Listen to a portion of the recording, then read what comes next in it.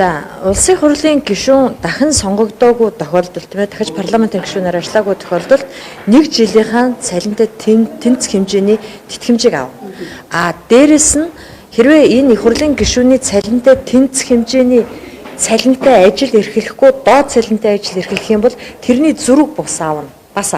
Хоёр залт байгаа байхгүй да. Тэгэхээр их хурлын гишүүн ямар тохиолдолд дахин сонгогддоггүй. Хоёрхан тохиолдолд дахин сонгогддоггүй. Нэг нь намдаа таалагдаагүй. Нам нь энэ гишүүнийг 4 жил ажилласныг хараад за чи үл ажиллаж чадаагүй чи одоо болоо нам чамааг дэмжихгүй гэвэл нэг яадгүй тийм ээ ажиллах боломжгүй болно нэр дэвших боломжгүй болно. Нөгөөх нь дэвшээд ард түмэн сонгоогүй тохиолдолд ард түмэн за мөнх баясгалаа чи үл чадахгүй юм байна уучлаарай чамааг сонгохгүй гэдэг ингээ унана. Яагаад намдаа таалагдаагүй гэж яагаад ард түмэн сонгоогүй итгэл өгөөгүй байхад тэр хүн татвар төлөгчдийн мөнгнөөс 1 жилдээ тэнцэх хэмжээний цалин авч. Би одоо 7 сая гаруй төгрөгийн цалинтэй. Би хамгийн бага цалин авдаг байх гэж өөрийгөө боддог. Яг тэгвэл надад эрдмийн зэрэг цол байхгүй. Би анх удаа сонгогдсон гişүү. Энийгээ би татвараа төлөө 2 байгаад нэг 5 сая гаруй төгрөг авдгийн гар дээрээ. Би энэгээрээ амьдарч байгаа. Гэтэл энийг 1 жилдээ тэнцэх хэмжээний мөнгийг авна гэдэг шудраг бус. Үндэслэл нь юу вэ гэвэл за 2 шалтгаанаар сонгогддгоо тийм үү. За 3 дахь нь төрийн албан хаагчид 30 жил 40 жил ажиллаж тэтгэврт гардаг. Тэтгэврт гарахдаа 1 жилийнхаа цалинтай тэнцэх хэмжээний мөнгийг авдаг тийм үү. Энийний төлөө л төрийн албан хаагчид гүрийж ажиллаж яг дуусгадаг шүү дээ. Энийгээ аваад баярладаг байхгүй юу. Гэтэл бид нар тэрнээс нь хэд дахин их хэмжээний мөнгийг зүгээр намдаа таалагдаагүй ард түмэнд дүнгээ тавиулчаад авна гэдэг энэ шудраг уу? Энэ шудраг биш. Зүгээр тэр тэтгэмж авахд мэдээж авахд хүн болгонд сайхан тийм үү. Ажиллаж агаад авна. Гэхдээ энэ шудраг ёсонд ерөөсөө нийцэхгүй. Улс төрч хүн гэдэг бол одоо манай гишүүд ингэж яриад байгаа. Улсын хурлын гишүүд яатсан те бид нар нэр хүнд муутай.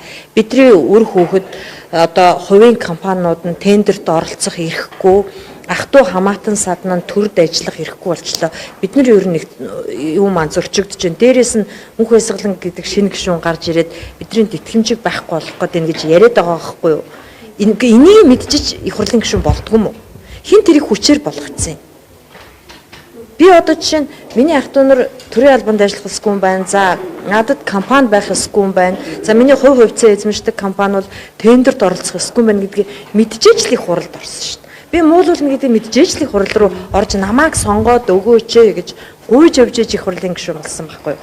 Ингэж болчоод одоо ингээд их хурлын гишүүн илүү их хийлнэ. Энд ч үндсэн хуулиа зөрчиж байгаа. Хүн болгон хуулийн өмнө тэгш хэрэгтэй. Хөдөлмөрийн тухай хуулиараа 3 сараас 6 сартай ажилтгүй болчих юм бол тэнцэх хэмжээний тэтгэмж авна. За энийг авбал ав.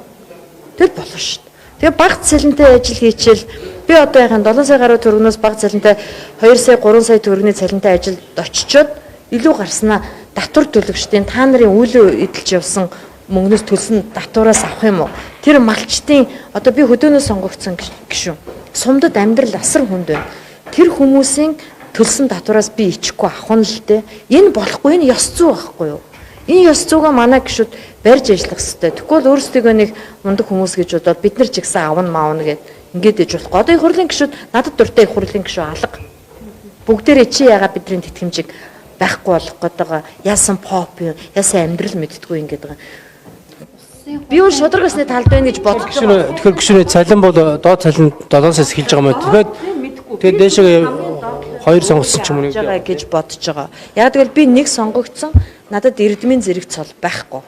Би байнга хороо морооны дарга биш би сул гişүүн те. Би 7 сая гаруй төгрөгийн цалин авдаг шүү дээ. Тийм биз дээ. Ч одоо баримтаа үзүүлэх юм уу манад дуслаа. 2 дахь сонгогдвол хэдэн хувь нэмэгдгийг би яг мэдэхгүй байна. Ямар ч байсан нэг сонгогдсон эрдмийн зэрэг цолгүй сайд биш байнга хорон дарга биш гişүүн би тийм цалин авч байгаа. Манай гişүү зарим нь цалингаа мэдэхгүй байлээ. Би бол цалингаа хизээ буугуул гэж амьдарч байгаа гişүү. Өмнө нь одоо ажиллуулж исэн амьдрал бэлэм студидтэй бүгдийн татан болгоцсон. Яг тэгвэл тийм юм эзэмшиж болохгүй юм билээ их хурлын гişүү. Улсын хурлын хамгааллын газрын даргаас тодруулахад бол улсын хурлын гишүүний нийгмийн баталгааг нь хангаж өгч байгаа юм а гэдэг зүйлийг хэлжсэн. Энэ нь болохоор нөгөө талаас гишүүнээс буучсан хүн одоо авилга албан тушаалтын хэрэгт холбогдно гэж бол байхгүй шүү дээ тий. Яг энэ тэтгэмжийг тайлбарлахдаа улсын хурлын хамгааллын газрын дарга тэгж байхгүй юу?